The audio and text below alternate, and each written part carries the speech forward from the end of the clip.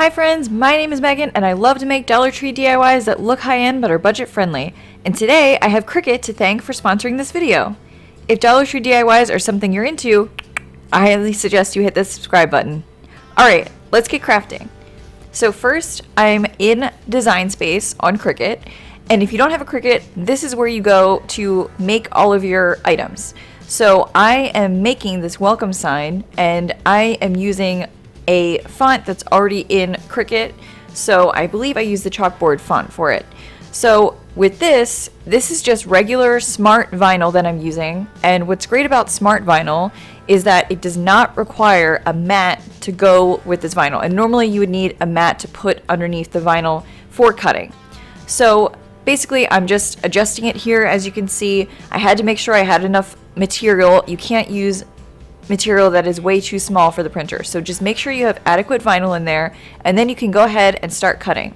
And what's great about this is with no mat, you don't have to basically take a lot of materials with you, because I'm using a Cricut Joy for this project, and a Cricut Joy is actually Cricut's smallest machine ever.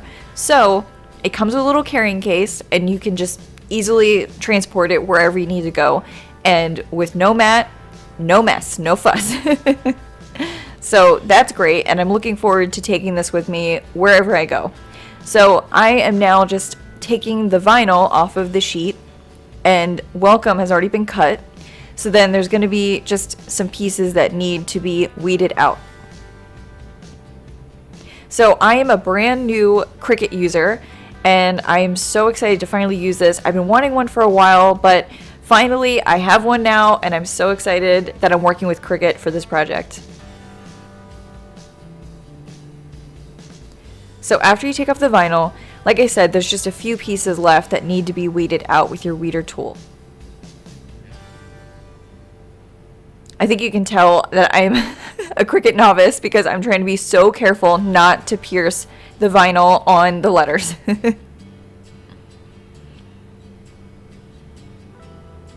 So next, you're just going to take your transfer tape and you try to line it up on the grid that you can see on the transfer tape when you're laying it over top of your vinyl.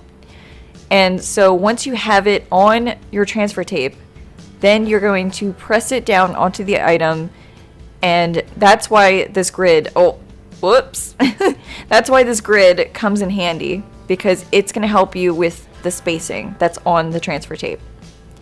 I got so scared there for a minute when I was first placing this down. I was like, no, don't transfer, because I had just messed up a vinyl before that. So like I said, I'm a novice here, so I am basically kind of learning with you guys as you're watching this in a way. So it took me, I would say, about maybe 15 minutes per project. It really didn't take me a lot of time to figure out how to use Cricut when I first got it. Definitely for someone like me that has never used it before, figuring out how to use it quickly, that was really important to me. And the fact that this didn't have a whole lot of steps to do before you could just easily use it, that really came in handy. So I just used my scraper tool and I was just pressing down on the vinyl before I lift it off, and then you just have to make sure that you're pressing down hard enough to transfer the vinyl and it doesn't stick to the transfer tape, but it sticks to the item. So just peel it off slowly once you've pressed down. And there you go. So now I have it lined up perfectly in the middle, and now I'm finally perfectly placing things thanks to this transfer tape. You guys have been telling me to use transfer tape for things like this for a while, so I finally have an excuse to do it. Now that I have vinyl and I'm printing out my own words and phrases and whatnot, now I finally have an excuse to actually use transfer tape, and I'm so excited. So now I'm just taking this Waverly white chalk paint and I'm just doing some dry brushing over it. I'm giving it a rustic farmhouse look, as you could probably tell. So I just used a very, very small amount of paint on my brush and making sure I catch the edges, and then doing some quick swipes over the letters as well, because the black vinyl definitely stands out and is very bright. So I'm just trying to tone it down, and that's normally what I like to do to tone down any bright colors too.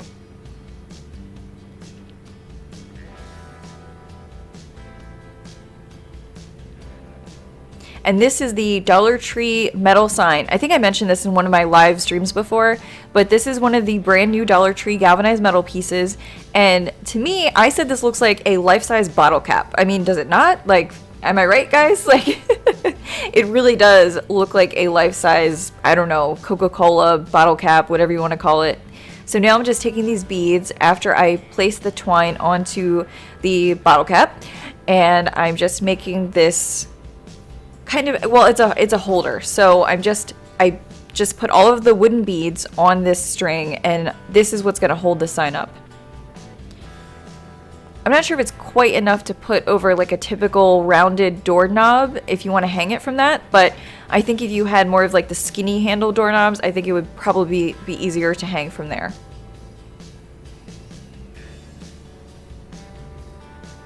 If I had made the string probably just a little bit longer, that probably would have been able to fit over a typical rounded doorknob.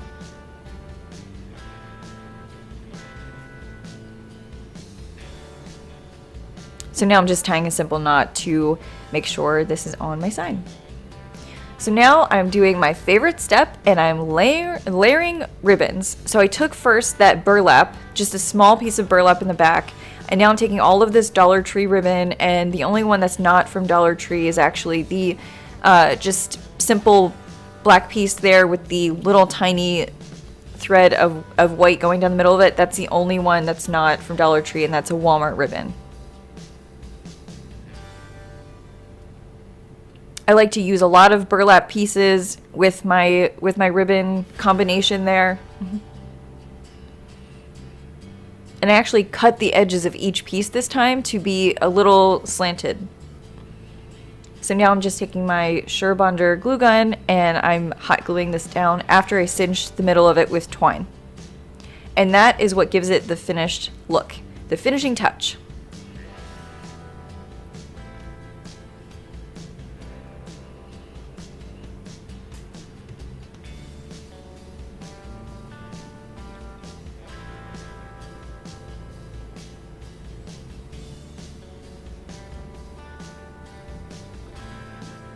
So now I'm just making sure the ribbon is all adjusted and it's right where I want everything.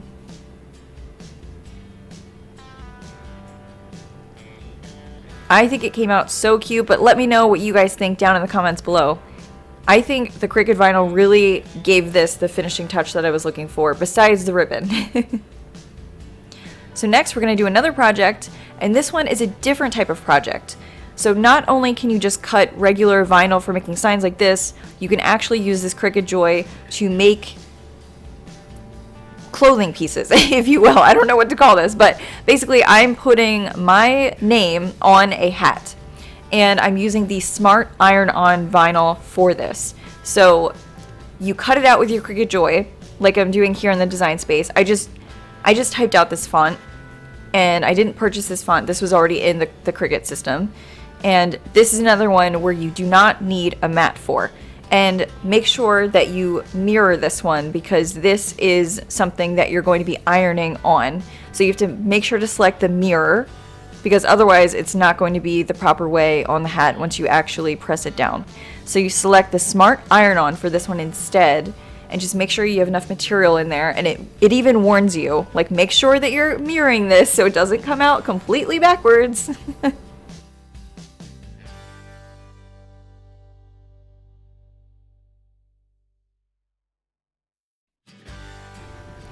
So even though the Cricut Joy came with a mat in the little kit that it comes with, it's not necessary for this project. So this is a Dollar Tree hat that I got a while ago, and I've been wanting to make something like this for a while. I just didn't have my Cricut. So finally I get to personalize this hat, and I'm so excited. So this was definitely difficult to do with the trucker hat. And so I just laid this on top of the Easy Press mat. And this is an Easy Press Mini project.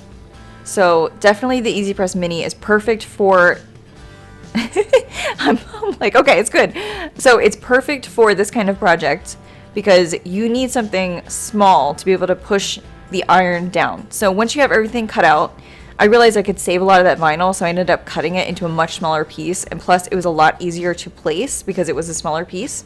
So you just weed out the tiny little pieces that are still in the letters, and once that's done, all you have to do is just press down with your Easy Press Mini. But like I said, you're just going to weed out all the tiny pieces first. I'm getting ahead of myself here.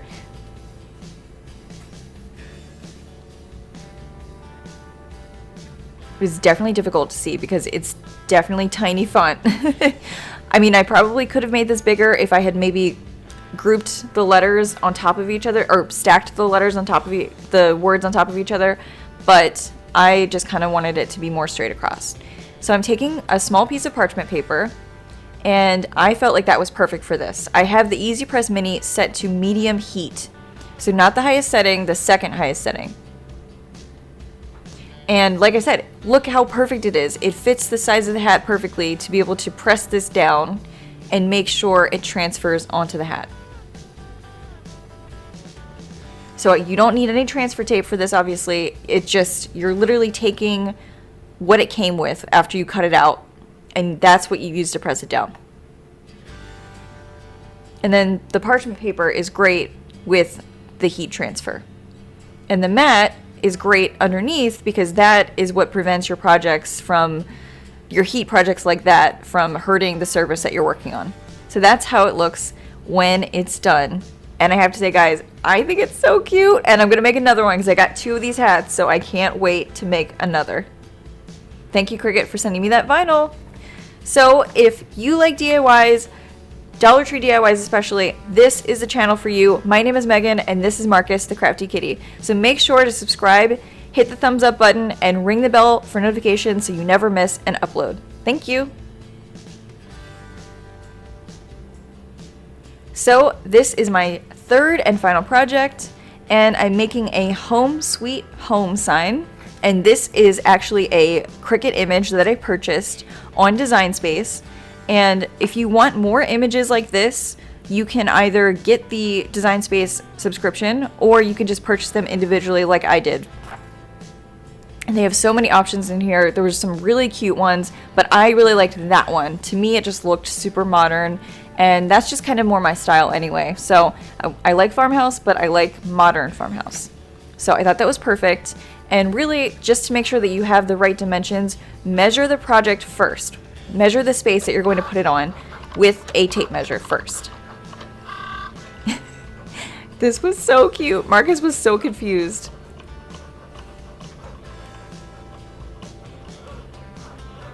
I had to leave this in for you guys. Marcus, you confused? You confused, buddy?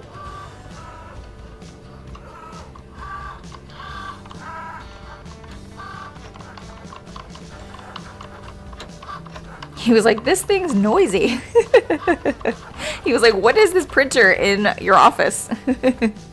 So I'm just taking my black smart vinyl. Also does not require matte for this one either. And this was definitely a little bit more difficult because it's not like a single word that you're lifting up. It's an actual design. So just lift it up slowly.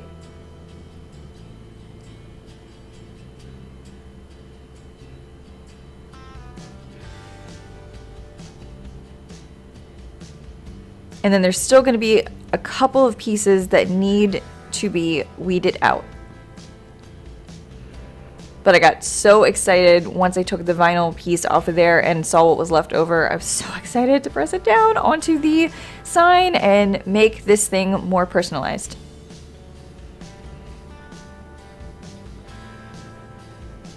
So I'm taking a galvanized Dollar Tree home sign, and there's no words on it or anything. It's just plain metal.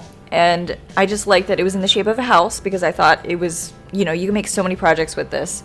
So once all of the little pieces are out of the home and sweet words, then you're going to take your transfer tape and you're going to lay it down. You're going to align it with the grid that comes on the transfer tape, which is perfect for spacing and making sure that your projects are actually in the middle, like I have trouble doing. So just press down. You can either use your fingers or you can use a scraper tool. And I highly recommend the scraper tool if you don't have any arm strength like me. So you just peel it off there slowly. Make sure all of the letters are definitely sticking to the transfer tape. Like I said, that's what I struggle with. And that's why this is such a great tool that comes with it. So you just peel it off there slowly.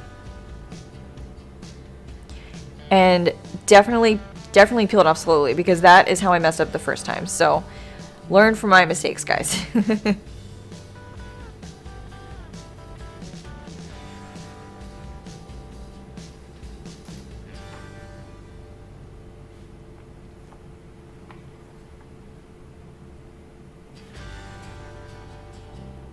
And I tend to stand up when I need something to be like perfectly spaced in the middle, so I highly recommend you do that too. It was a neat little trick. You just stand up and that kind of gives you a better view of your spacing. And obviously the transfer tape grid is a big part of that too, is what really helps.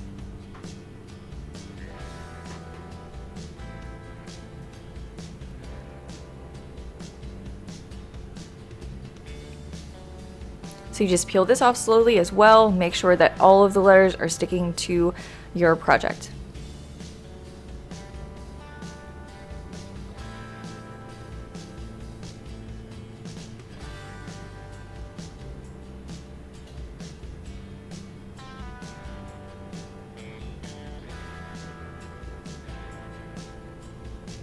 So next I'm taking some of that Dollar Tree twine and I just doubled it up and I cinched it in the middle to turn it into a tiny little bow.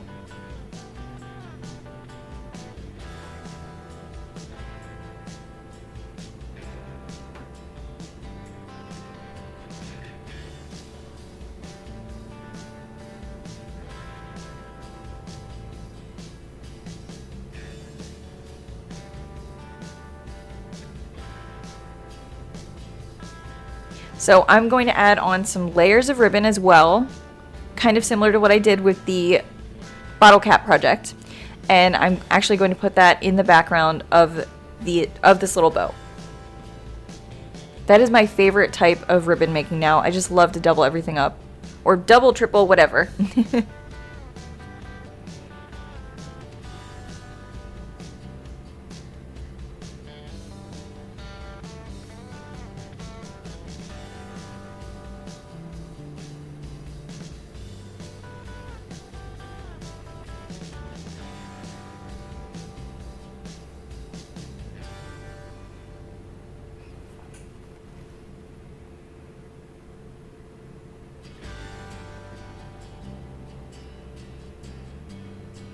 So now I'm just taking a look at it and making sure that it looks as cute as I think it's going to. And I'm just taking some hot glue and I hot glued all of that together. And Marcus finally came downstairs and decided to join me for this project. This is Marcus, aka the Crafty Kitty. He loves to assist, if you will, with all of my projects, even though he just gets himself into a little bit of trouble every time. But his name is Marcus, but we've all started calling him the Crafty Kitty and it's really stuck. So that is his name now.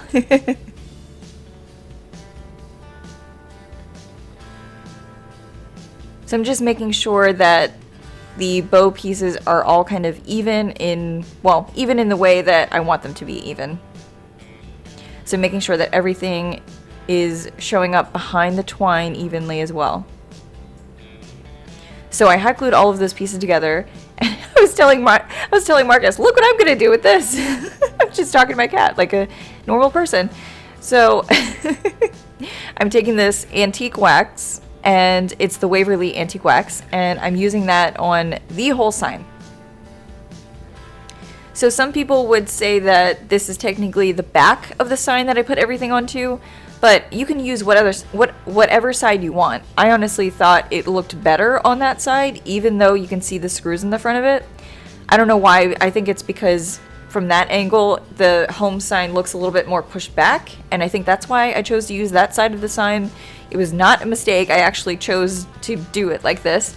And then I just covered the whole thing in my antique wax. Just went back and just kept adding more and more to give all of it a rustic feel and farmhouse feel.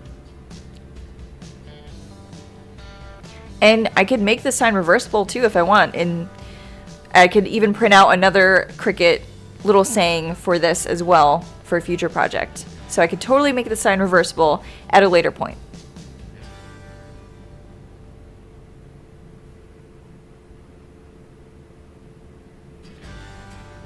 So this is the final product.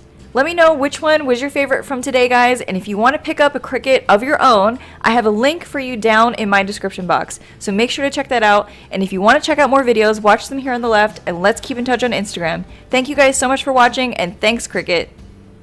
Bye!